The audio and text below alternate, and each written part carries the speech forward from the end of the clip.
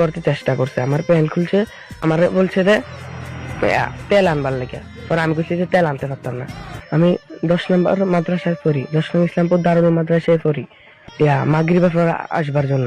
পরে কইছি যে আমি আসতে পারবো না, বাড়ির কাজ আছে। পরে কইছে তোর লগে হিললে কিছু বলি না, পরে এই কথা বলছে। পরে আমি কইছি আচ্ছা আসমো। পরে আমার গাড়ি ভাড়া টাকা দিছে। পরে আমি আমার ছোট ভাই গেছি গেছি পরে পরে বলতেছে যে হ্যাঁ কিনলে আনছি।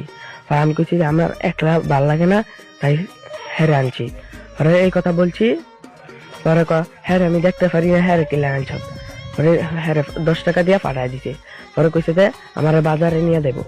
পরে আমি কইছি যে বাজারে যাবো না। পরে কইছে বাজারে নিয়ে দেবো। পরে গাড়ি পায় না, পরে আর গেছে না।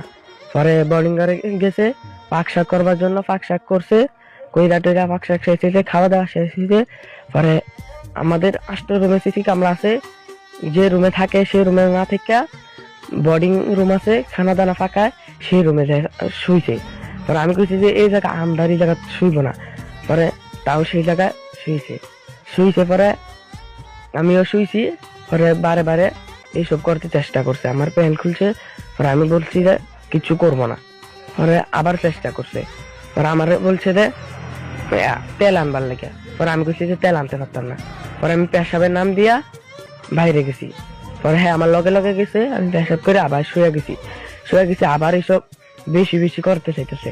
পরে আমি বলছি যে 2 নাম্বার করবো, এই কথা কইয়া বাইরে আয়া এই সময় রাত 12টা বাজে। আমি দৌড় দিয়ে আইসা পড়েছি।